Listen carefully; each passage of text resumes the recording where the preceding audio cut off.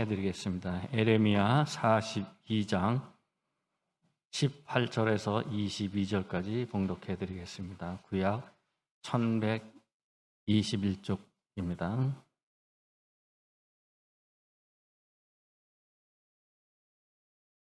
만군의 여호와 이스라엘의 하나님께서 이와 같이 말씀하시되 나의 노여움과 분을 예루살렘 주민에게 부은 것 같이 너희가 애굽에 이를 때에 나의 분을 너희에게 부으리니 너희가 가증함과 놀램과 저주와 치욕거리가 될 것이라. 너희가 다시는 이 땅을 보지 못하리라 하시도다. 유다의 남은 자들아, 여호와께서 너희를 두고 하신 말씀에 너희는 애굽으로 가지 말라 하셨고 나도 오늘 너희에게 경고한 것을 너희는 분명히 알라. 너희가 나를 너희 하나님 여호와께 보내며 이르기를 우리를 위하여 우리 하나님 여호와께 기도하고 우리 하나님 여호와께서 말씀하신 대로 우리에게 전하라. 우리가 그대로 행하리라 하여 너희 마음을 속였느니라. 너희 하나님 여호와께서 나를 보내사 너희에게 명하신 말씀을 내가 오늘 너희에게 전하였어도 너희가 너희 하나님 여호와의 목소리를 도무지 순종하지 아니하였은즉 너희가 가서 머물려고 하는 곳에서 칼과 기근과 전염병에 죽을 줄 분명히 알지니라. 아멘. 이 시간 추진웅 목사께서 나오셔서 전하여도 도무지 순종하지 아니하였은즉이라는 제목으로 말씀을 전해 주시겠습니다.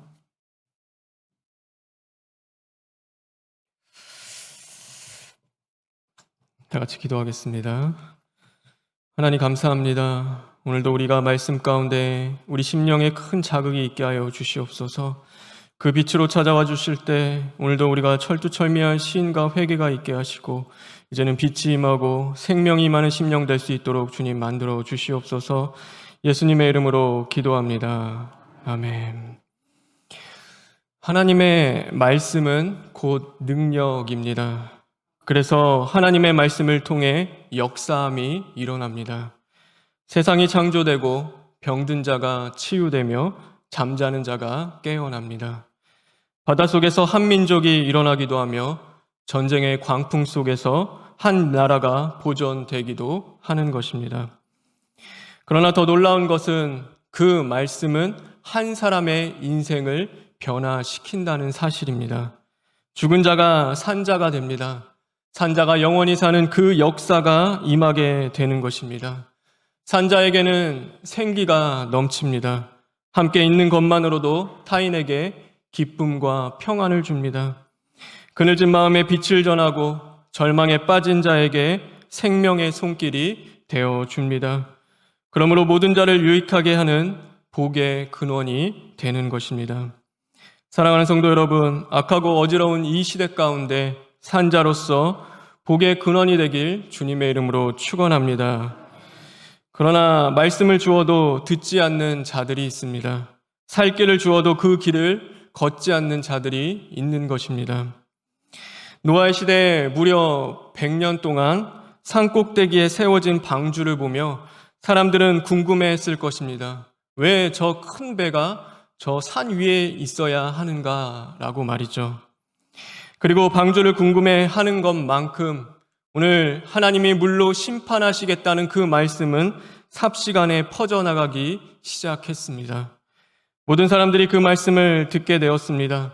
그러나 그들은 그 말씀을 하나님의 말씀으로 받아들이지 않았습니다. 방주는 100년 동안 한결같은 자리에 서 있었습니다.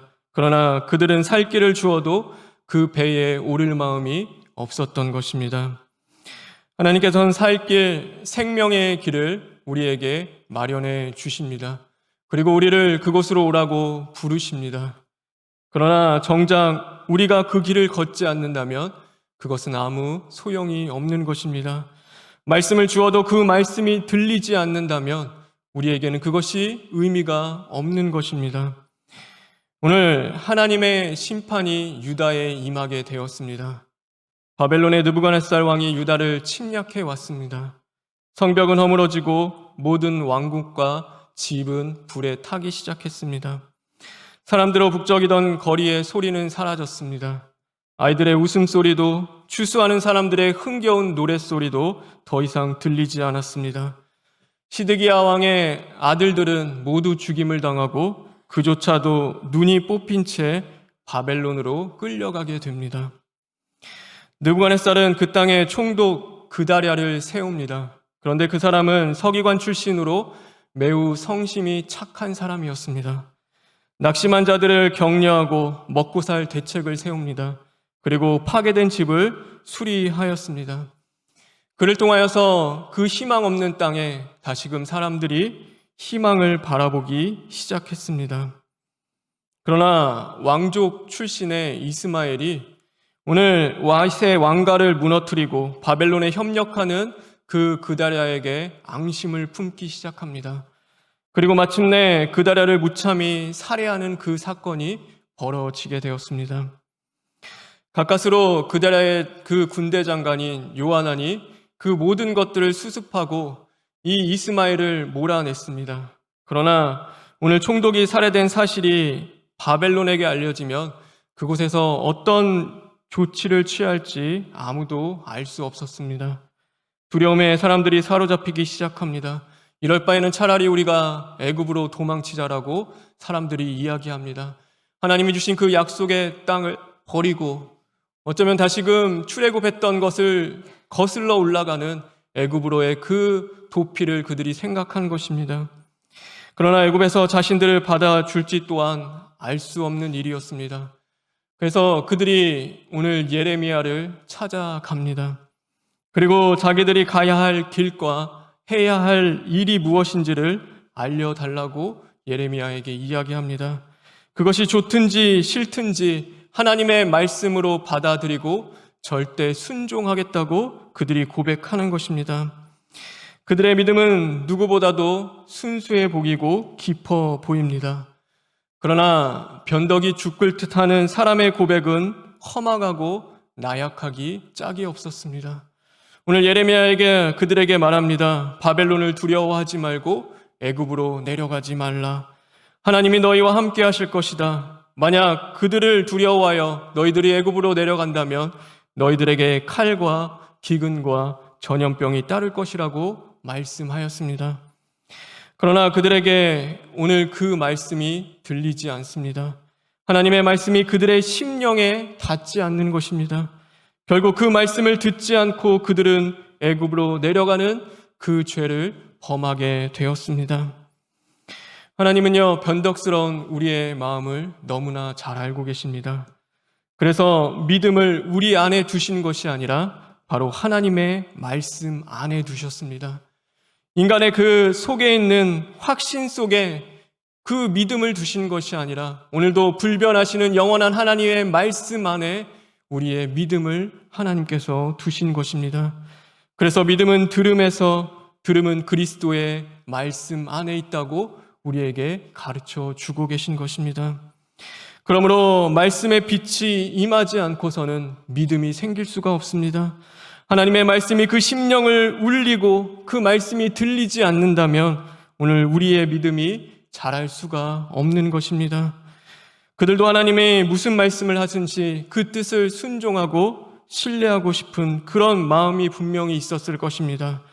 그러나 그들에게 오늘 이 예레미야의 말씀은 하나님의 말씀으로 들리지 않았습니다. 그렇다면 왜 하나님의 말씀이 들리지 않을까요? 분명히 우리에게 주시는데 왜 그 말씀이 하나님의 말씀으로 들리지 않습니까? 그것은 오늘 우리가 마음에 자기의 뜻을 정하고 살아가기 때문입니다. 그들은 이미 애굽으로 도망칠 뜻을 정했습니다. 그리고 그것을 하나님께 확인받고 싶어 했습니다. 하나님의 말씀을 들으려 한 것이 아니라 애굽으로 도망가고자 하는 그 자신의 뜻을 하나님의 말씀으로 확인받고 싶어 했던 것입니다. 여러분, 이것은 매우 중요합니다. 하나님의 말씀을 통해 내 안에 하나님의 뜻이 세워지는 것과 오늘도 자기의 뜻을 하나님의 말씀으로 확인받으려 하는 것은 너무나 큰 차이가 있기 때문인 것입니다. 가끔 청년들과 만날 때가 있습니다. 그런데 그들이 왜 만나자고 하는지 잘 압니다. 마음에 생각이 많고 걱정이 많아서입니다. 대화를 하다 보면 하지만 이미 자기의 뜻을 세우고 나올 때가 많이 있습니다. 단지 그것이 맞는지 확인을 받고 싶어 합니다.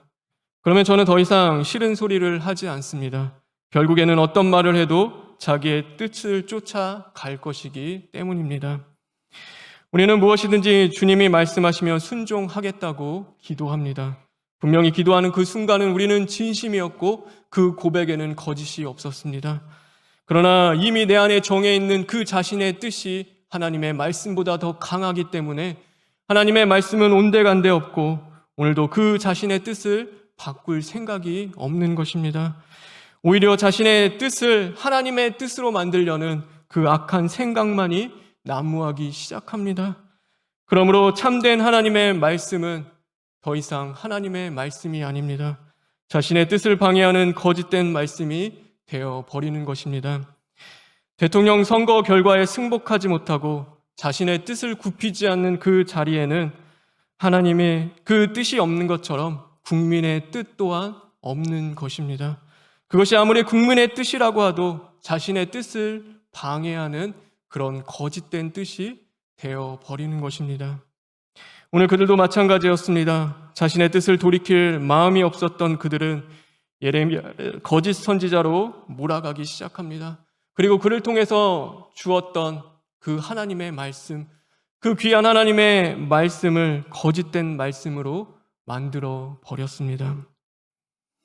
결국 하나님의 말씀을 버린 그들은 복의 근원이 아니라 화의 근원이 되었습니다.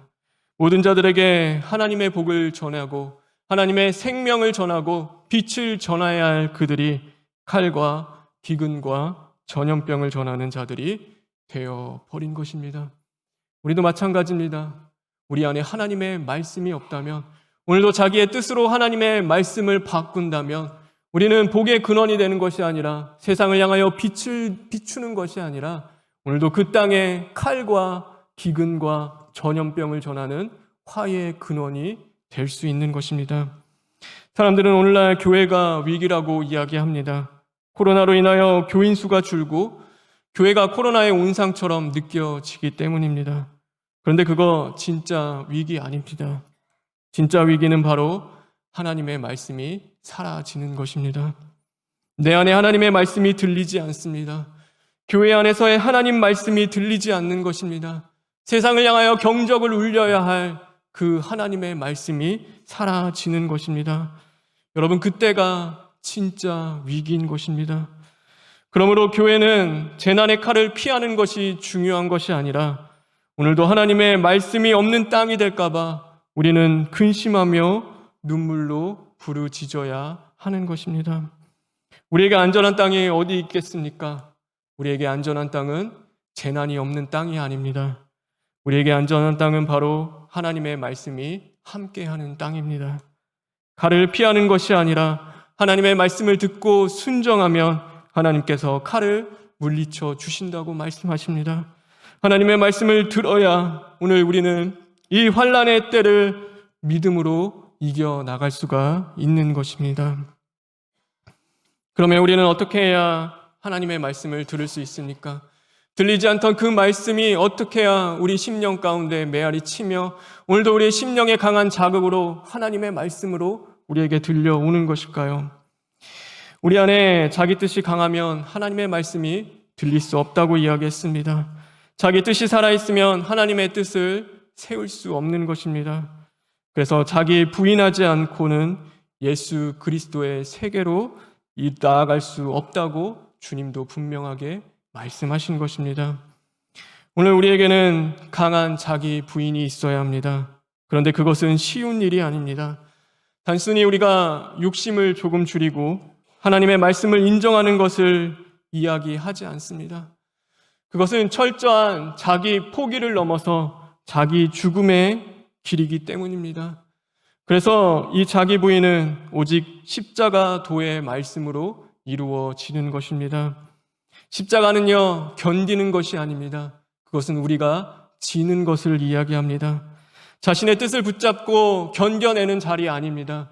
그것은 자신의 뜻을 죽이고 하나님의 뜻을 짊어지는 자리를 이야기하는 것입니다.